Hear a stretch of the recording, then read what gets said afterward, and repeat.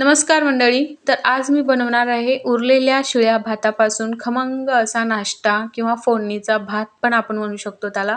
तर मी त्यासाठी इथे मोठ्या आकाराचा कांदा चिरून घेतला आहे, हिरव्या मिरच्या घेतल्यात, कोथिंबीर, कढीपत्ता आणि शेंगदाणे आणि तो भात जो आहे पूर्ण आपल्याला मोकळा करून घ्यायचा आहे. तर उरला कसं काय होता एवढा भात म्हणजे बऱ्याचदा तुमच्या पण घरी असं होत असेल की आमचं डाळ भाताचं आधी ठरलं होतं की डाळ भातच खायचं. पण आमच्या इथे जवळ एक मॅडम राहतात. त्या मॅडमनी अचानक आम्हाला डब्बा भरून पनीरची भाजी दिलेली होती. मग आमच्या सरांनी म्हणले की पोळ्या खायच्या आहेत भाजीसोबत. त्यामुळे मग मला पोळ्या कराव्या लागल्या आणि भात तसाच आमचा शिल्लक राहिला. त्यामुळे म्हटलं आता काय करायचं आहे भाताचं, तर चला फोडणी टाकूया. तर त्यासाठी मी इथे कढई ठेवले गॅसवर. साधारणतः तीन पळ्या मी तेल टाकून घेणार आहे, कारण जास्त तेल चांगलं लागतं भाताला. जसं पोहे करतो ना आपण त्या पद्धतीनेच. तर कढई ठेवली गॅसवर. तेल छान तापल्यानंतर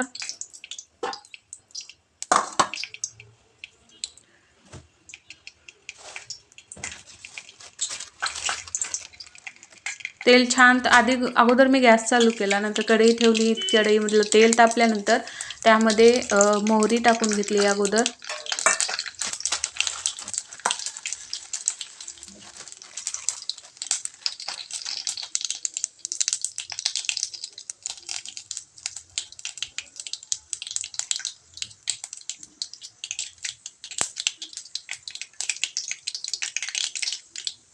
मोहरी छान तडतडल्यानंतर त्यामध्ये जिरे टाकलेत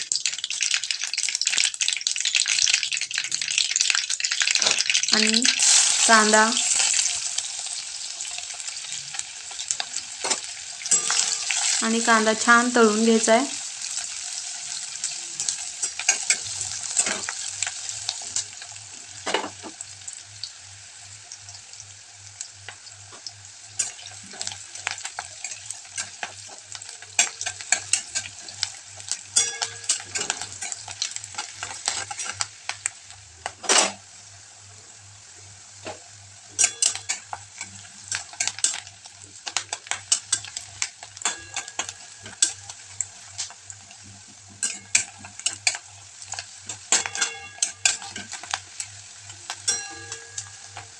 तर कांदा तळत आलेला आहे. आता मी त्यामध्ये मिरच्या ॲड करते. तर मिरच्या आणि कांदा छान असं तळून घ्यायचं आहे.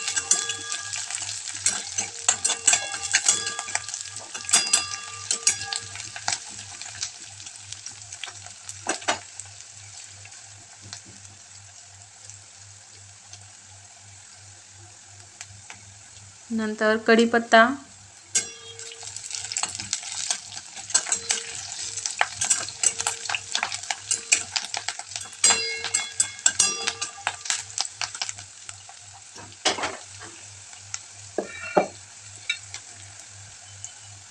आणि शेंगदाणे पण आपल्याला छान असं भाजून किंवा तळून घ्यायचे, की जेणेकरून ते आपल्याला नंतर आपण भात किंवा पोहे पण करताना आपण तळूनच घेतो व्यवस्थित.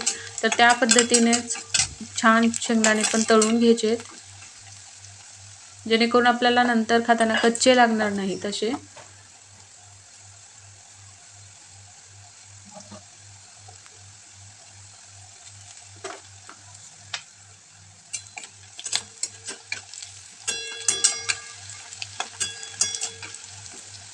तर तुम्ही बघू शकता कांदा पण तळत आलेला आहे, मिरच्या पण तळलेल्या आहेत, शेंगदाणे पण तळत आलेत. आणि मग मी थोडीशी हिंग टाकली मध्ये, त्याने चव खूप छान येते हिंगाने. धने पावडर पण टाकू शकता तुम्ही, पण धने पावडर कोथिंबीर नसेल तर तुम्ही धने पावडर टाकू शकता. पण माझ्याकडे कोथिंबीर अवेलेबल होती, त्यामुळे मी धने पावडर स्किप केले. तरी ते 1 चमचा मी हळद टाकली, मीठ टाकले, कारण ते लवकर तळलं जातं.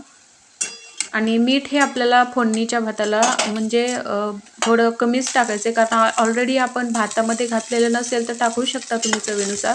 पण जर भात शिजवताना जर टाकलेलं असेल तर मग कमीच टाकायचं, कारण मग ते पण आणि हे आपण नंतर पण टाकतो, त्यामुळे ते खरट होऊ शकतं. तर आता मी तो मोकळा करून घेतलेला भात तो पूर्ण मी त्या फोडणीमध्ये टाकलेला आहे. तर आता आपल्याला ते सगळं परतून घ्यायचं आहे, एकत्र सगळं मिक्स करून घ्यायचं आहे.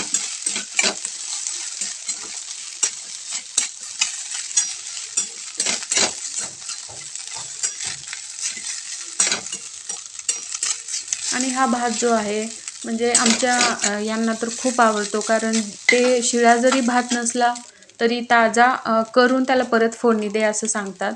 तर मग मी वरून कोथिंबीर घातली थोडीशी. म्हणजे शिळा जर भात अवेलेबल नसेल, उरलेला नसेल, तर ताजा भात करून त्याला फोडणी द्यावं लागतं. इतका म्हणजे हा भात मसाले भात आवडतो खिचडीपेक्षा पण.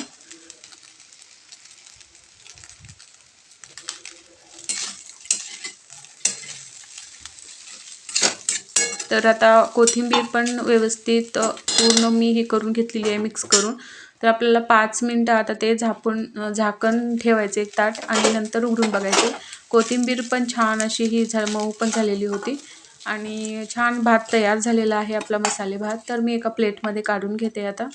तुम्ही सकाळी सकाळी नाश्त्याला पण करू शकता. तर इथे आपला मसाले भात भन्नाट असा नाश्ता तयार आहे.